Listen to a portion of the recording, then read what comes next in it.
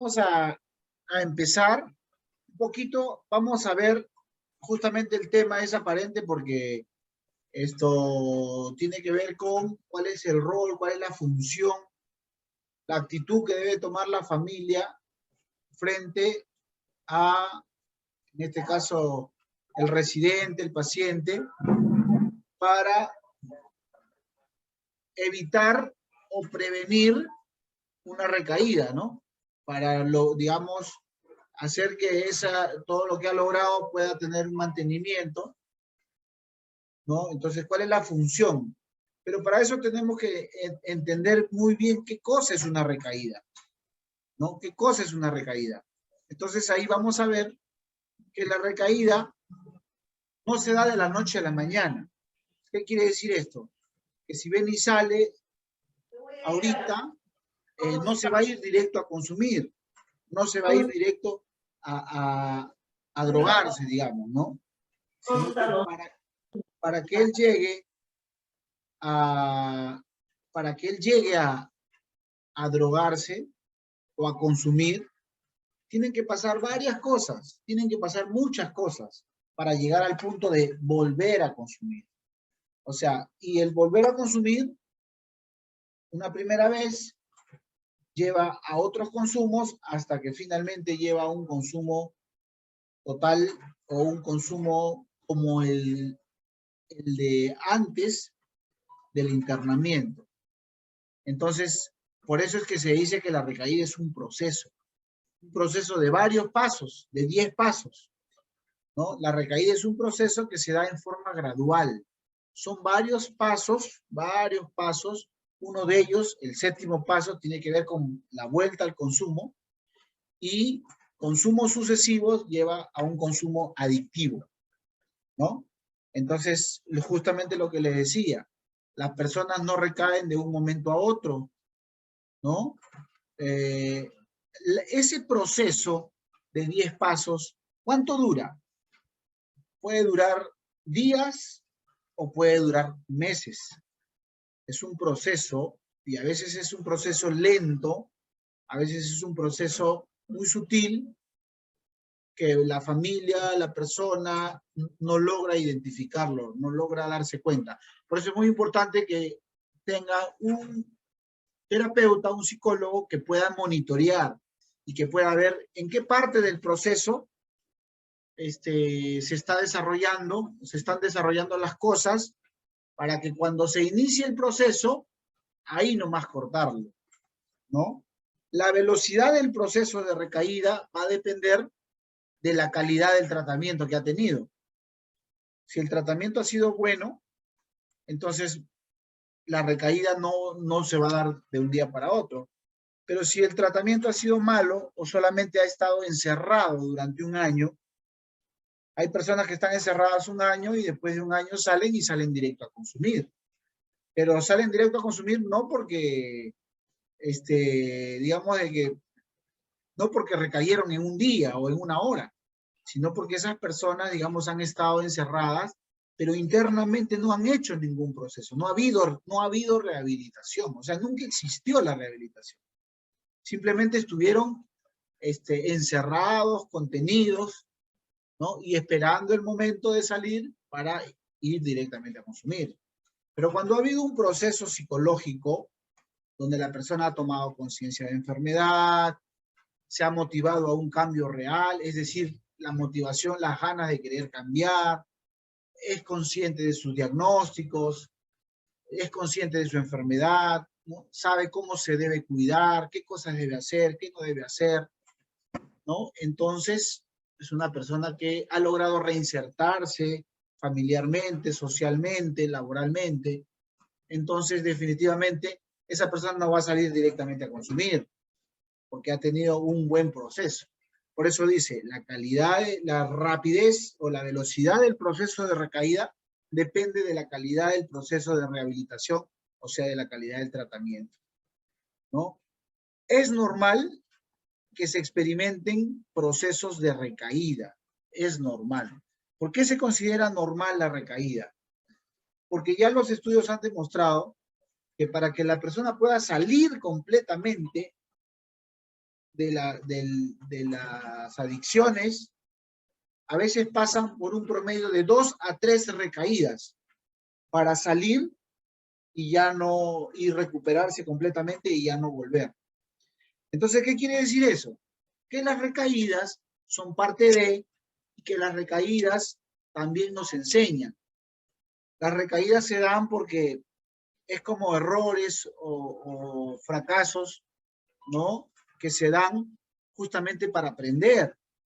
Cuando el chico está bien, está rehabilitado, ha tomado conciencia, ha cambiado su estilo de vida, ha hecho todo lo que tenía que hacer, y de pronto en ese proceso lento va recayendo o recae, ahí se analiza, ¿no? ¿Qué pasó? ¿Por qué recayó? Y entonces eso es lo que vendría a ser el análisis de una recaída. Y ese análisis nos permite reforzar o ver qué puntos no han, por qué lado ha fallado, qué puntos falta reforzar, falta trabajar, o se ha escapado, o se nos ha escapado esos puntos, o no se han trabajado bien, o la persona misma se ha autoengañado, pero por algún lado viene la recaída. De repente por el tema emocional, por el tema de pareja, de repente por el tema laboral, económico, de repente por el tema de la familia, las discusiones, los problemas, la presión, ¿no? De repente por temas emocionales, personales, por diversos motivos puede venir la recaída, ¿no? Pero hay que estar atentos y hay que dejar que la persona pase por ese proceso. Es normal. Cuando hay una pequeña recaída, no hay que alarmarse, no hay que asustarse. Es parte de, si tiene un terapeuta, no pasa nada, se levanta, se analiza, se reestructura y nuevamente continúa la caminata.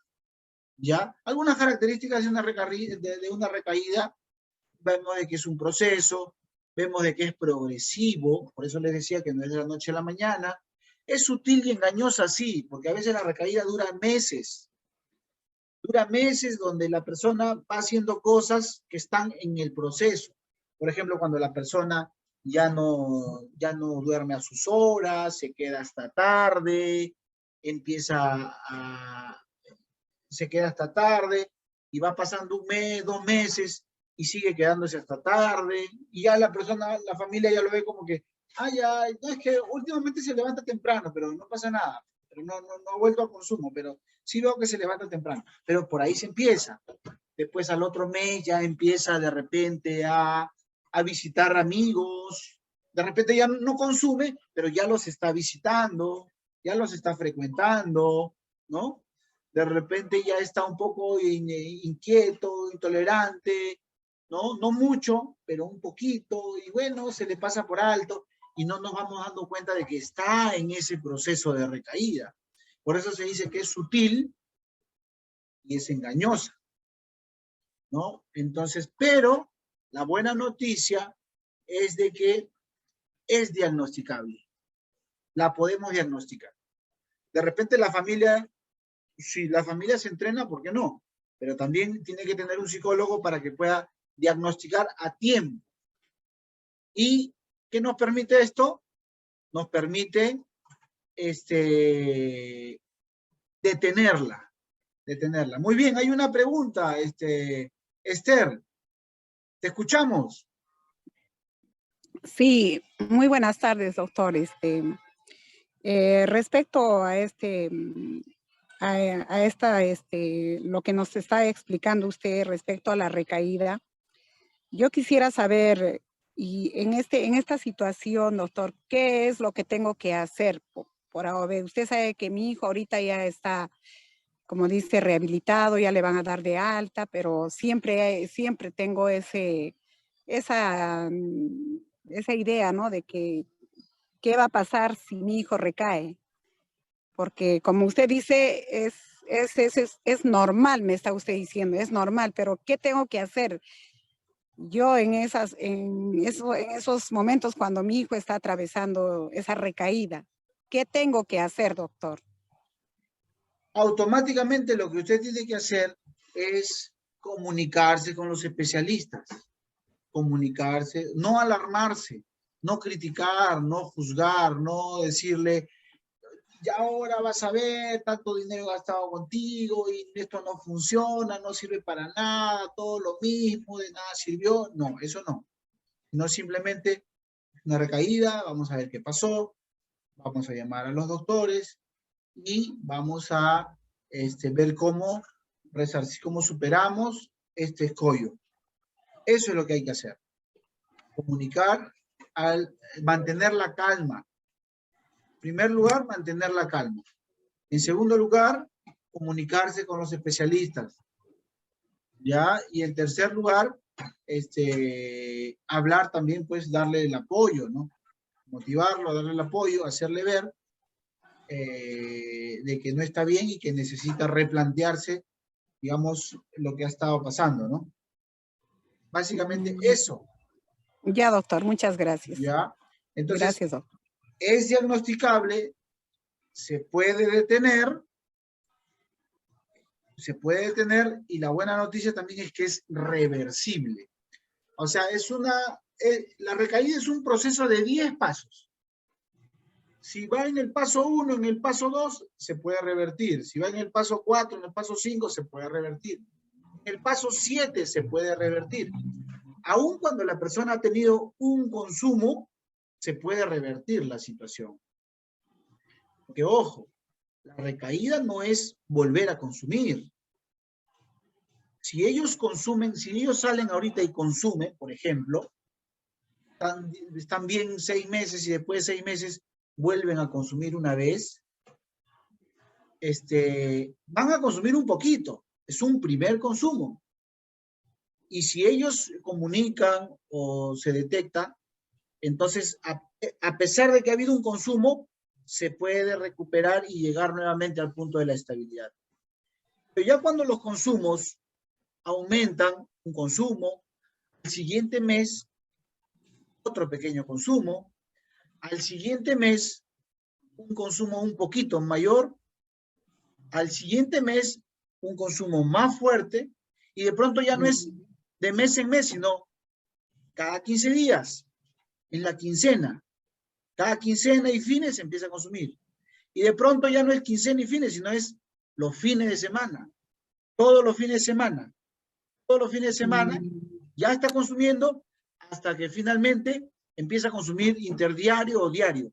Y empieza un consumo, esa es la recaída. El consumo compulsivo, el consumo cuando ya no puede parar, el consumo cuando ya volvió a dejar, digamos, la parte, abandonó los estudios, ya cambió su comportamiento, ya se ha vuelto irresponsable, etcétera, etcétera, etcétera. Ya, esa es la recaída, la parte final. Y la única manera de salir de ahí es volver a internarlo. Pero ya no por 12 meses ni por año y medio, sino solamente por un periodo breve de 3 meses, para que se desintoxique, se reestructure, se ordene emocionalmente, cognitivamente, mentalmente, y se reinserta. Y eso sucede en un proceso de 3 meses más o menos. ¿Ya? Entonces, a ver, acá hay una pregunta, me parece. A ver. Ya está. Sí. Doctor, ¿eso incluye el consumo de marihuana? Usualmente justifican que el consumo de marihuana es normal.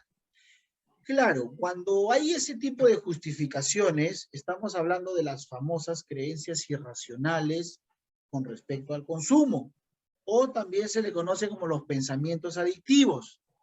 Los pensamientos adictivos son de 3 tipos: facilitadores, de alivio y permisivos. Los facilitadores son todos los que le tiran flores a la droga. La marihuana me da creatividad, la marihuana, el alcohol me vuelve más sociable, me ayuda a cerrar negocios, la cocaína me hace rendir mejor en el trabajo, me da un bienestar. Todos son los facilitadores.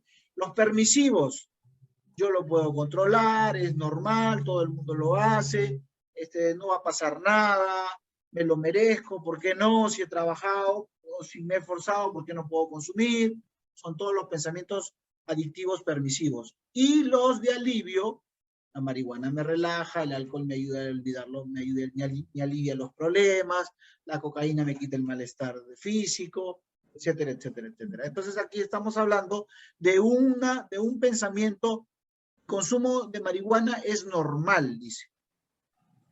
Si el paciente tiene ese pensamiento, tipo de creencia irracional es facilitadora, de alivio o permisiva. A ver, ¿quién tiene la respuesta?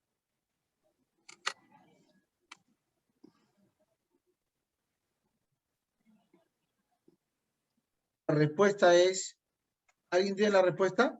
No, la tiene. La marihuana es normal, está dentro de las creencias irracionales permisivas. Es normal, no va a pasar nada, todo el mundo lo hace, ¿no? Una vez no hace daño, etcétera, etcétera, ¿no? Entonces, esto incluye para todas las drogas, alcohol, marihuana, cocaína, benzodiazepinas, tramadol, opiáceos, etcétera, etcétera. Drogas sintéticas, etcétera, etcétera. ¿Ya? Entonces, eso es, Gabriela. ¿Es reversible? Claro que es reversible, se puede revertir, ¿no? Entonces, ahí estamos, ¿no? Entonces, ¿cómo es una recaída? Es un proceso. La recaída es un proceso. Todo empieza a partir de situaciones. Ellos van a afrontar situaciones. Ellos, como todos en la vida, ¿no? Y hay situaciones agradables y hay situaciones desagradables.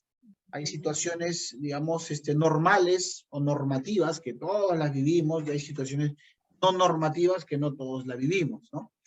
Pero lo cierto es que todo parte por cómo ellos manejan esas situaciones o cómo se han preparado en su rehabilitación para que puedan afrontar esas situaciones, ¿no? ¿Qué tipo de situaciones? ¿No? Cosas buenas que le vayan a pasar o cosas negativas también. A todos nos pasa cosas negativas, cosas tristes, es normal, digamos, ¿no? Entonces, si él tiene la creencia de que a él no le debería de pasar nada malo, entonces estamos frente a un problema, ¿no?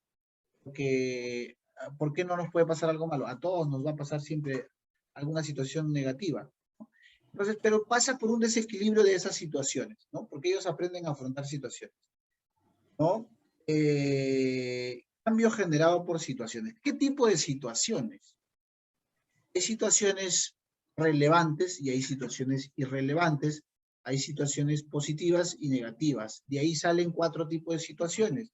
Los relevantes positivos, los relevantes negativos. Y los irrelevantes positivos, los irrelevantes negativos. Por ejemplo, una cosa relevante positiva, ¿qué sería? Relevante positivo, por ejemplo, ingresar a una universidad, conocer una chica nueva, recibir un premio, ¿no? Un relevante positivo puede ser una emoción grande, recibir una herencia, es una situación relevante, importante, positiva, ¿no?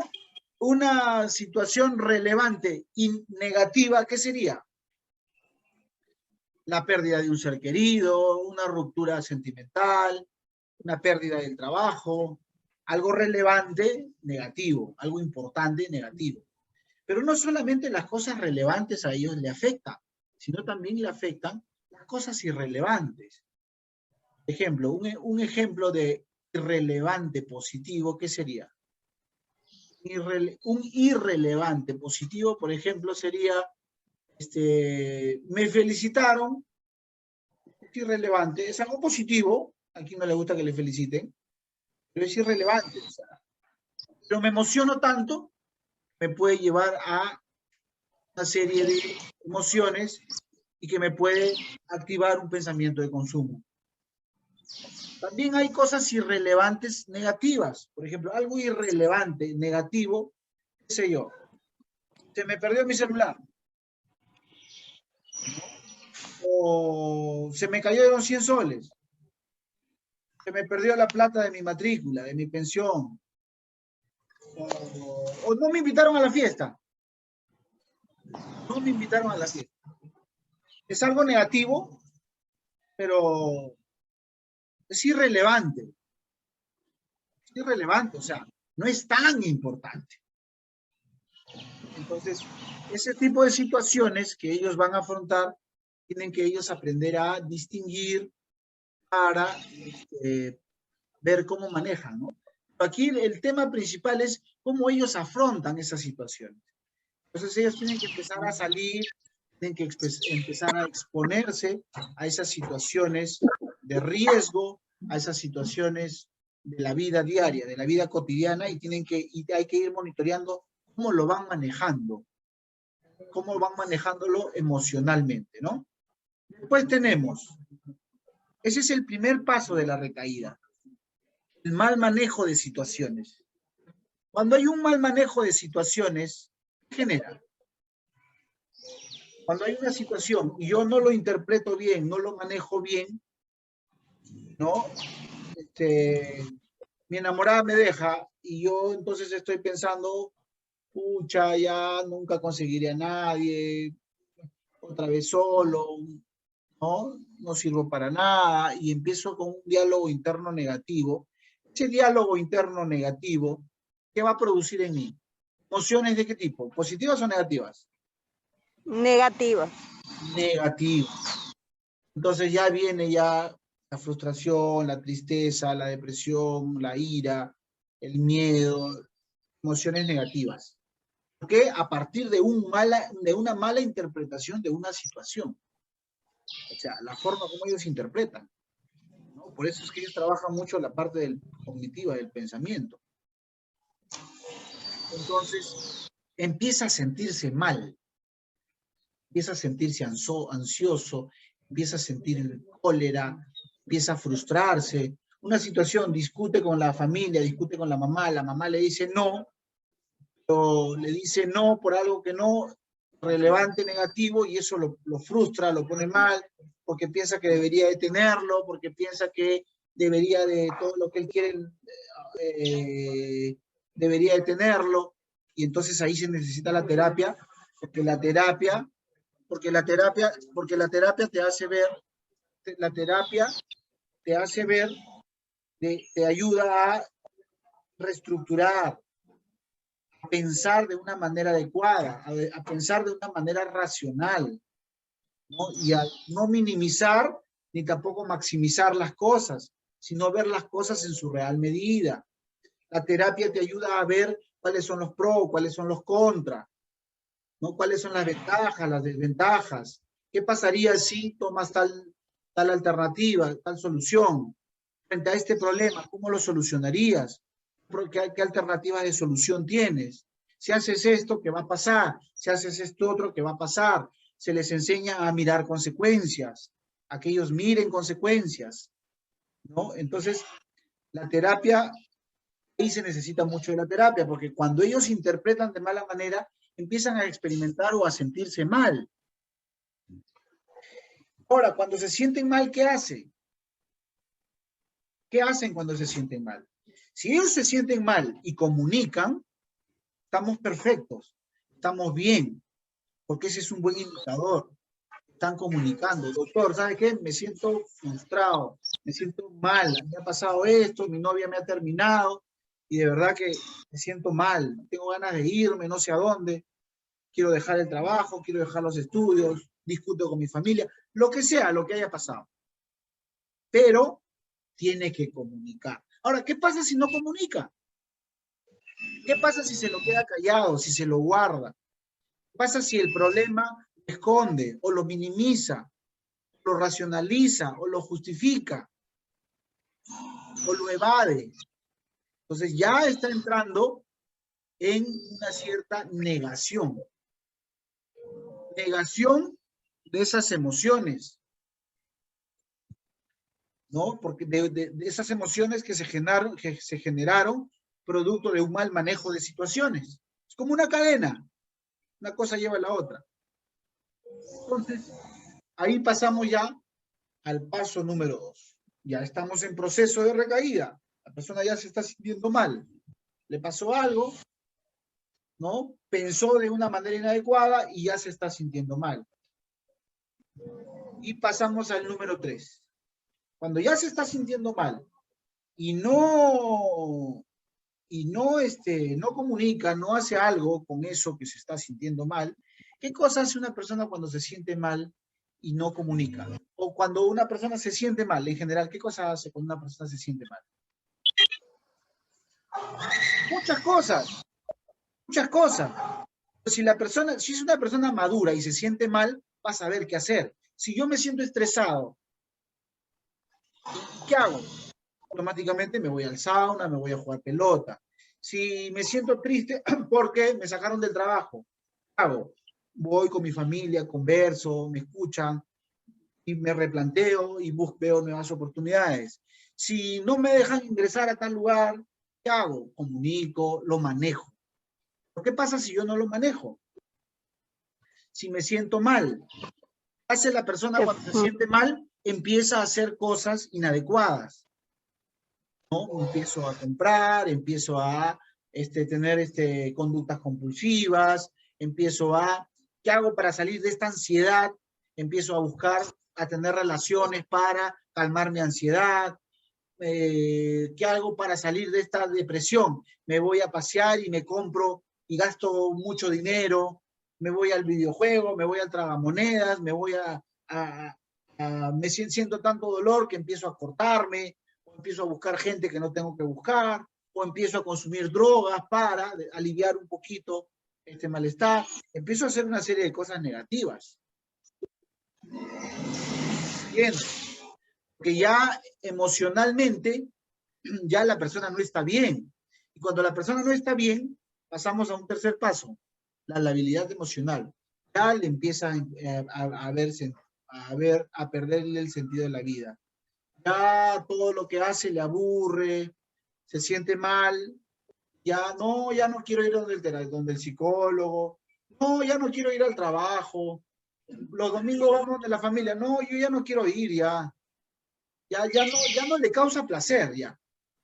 El estilo de vida se vuelve poco reforzante, se empieza a aburrir, todo le aburre, estoy aburrido, y empieza a buscar un deseo de gratificación, o sea, la necesidad de sentirse bien, que por cierto todos tenemos la necesidad de sentirnos bien, ¿no? Búsqueda del deseo de gratificación. Ya estamos en el paso 3. Y ahí nomás, el pasito 3 al paso 4, el paso 4 ya estamos haciendo cosas negativas, pues, cosas, visitando lugares que no debemos de visitar, visitando personas que no tenemos que visitar, faltando, pidiendo permisos, ¿no? Ya empieza a aparecer un poquito la irritabilidad, defectos de carácter, la persona empieza a levantarse tarde, ya deja el cuarto desordenado. Si tenía su cuarto ordenado, porque salen con esa disciplina, si tenía su cuarto ordenado, ya empieza a dejar el cuarto desordenado. Antes se levantaba temprano, ahora se queda a dormir hasta tarde, ¿no? Empieza a visitar personas que no tiene que visitar, llama por teléfono a las chicas que no tiene que llamar y empieza a hacer esas conductas. Por eso dice, regresa a conductas del pasado, porque recuérdense que cuando ellos se rehabilitan, tienen un nuevo sistema de vida, un nuevo entorno, nuevos lugares, nuevas personas, nuevas situaciones, un nuevo soporte, una nueva red social, un soporte, ¿no? Ya estamos en el cuarto paso, ya estamos en las conductas negativas. Después de esas conductas, ¿qué viene? Ya con esas conductas ya se viene todo como una bola de nieve, ya. Ya se viene todo como una bola de nieve, ¿no? ¿Por qué? Porque ya el ir a visitar esos lugares, esas personas, llamar a esas amigas, empezar a hacer cosas que no tiene que ver, ya entra ya. Ya entra en todo el sistema y ya se empieza a afectar ya. Ya discusiones familiares nuevamente, ya se autoengaña, ya afecta los estudios, afecta el trabajo, afecta el lado familiar, laboral, académico, social, y la persona empieza a buscar una gratificación, quiere salir de ese malestar, de esos problemas, quiere alejarse, y empieza a aparecer los pensamientos de consumo. Ahí empiezan a aparecer los pensamientos de consumo. Las expectativas positivas del consumo. O sea, quiero consumir para relajarme. Quiero consumir para pensar y solucionar el problema. Y entonces, cuando aparecen los pensamientos de consumo, aparece también el craving y en el paso 6, ya sucede la violación de la abstinencia, o sea, el primer consumo. Ahí recién aparece el primer consumo. Fíjese, en el paso 6 aparece la violación de su primer consumo. Ya cuando tiene una sensación de pérdida del control, cuando ya consume, aparece su primer consumo. Sale del centro, 1 año sin consumir. Pasan las cosas, se olvidan del psicólogo, se olvidan de las terapias, se olvidan de las charlas, se olvidan de los grupos, vuelve a consumir. Lo primero que aparece es los sentimientos de culpa. ¿Por qué lo hice? Los sentimientos de culpa, ¿no? La pérdida de sensación del control.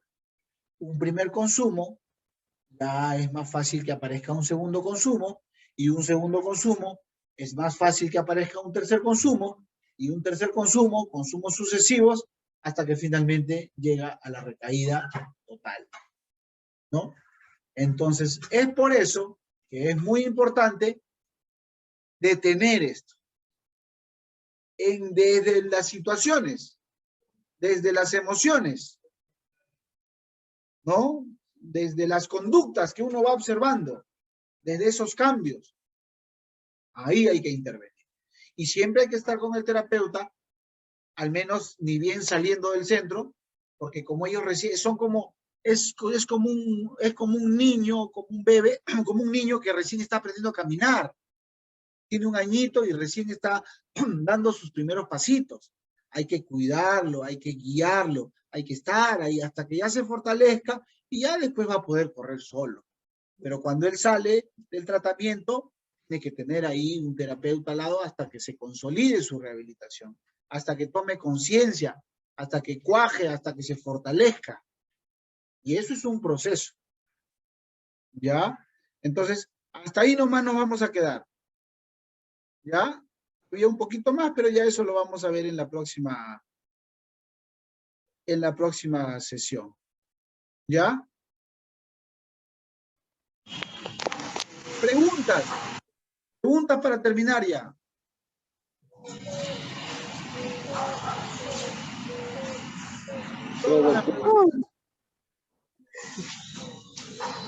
Bueno, si no hay preguntas, entonces ya vamos a dar por terminado. ¿Ya? Yo tengo una pregunta, doctor. Sí. Buenas, Soy señor Jaramillo. Sí, doctor.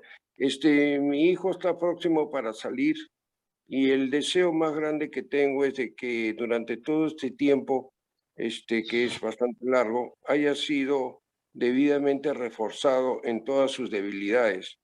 Esto me refiero a que los profesionales han tenido oportunidad de escucharlo y de ver cuáles son las debilidades más fuertes que tenga mi hijo, que haya tenido mi hijo para estar debidamente reforzado y poder salir y tener los padres, la familia, una tranquilidad, por lo menos algo larga, ¿no? Porque según lo que he escuchado de usted, que hay posibilidades que vuelvan a recaer hasta 3 veces. Así que deseamos de que esas recaídas que se puedan producir, entre comillas, sean lo más largas, pues, ¿no? Para así no tener la necesidad nuevamente de internarlo, etcétera, etcétera. Ya, doctor, eso sería todo. Gracias. Muy bien, muchas gracias, señor Jaramillo. Muy bien. ¿Alguna otra pregunta?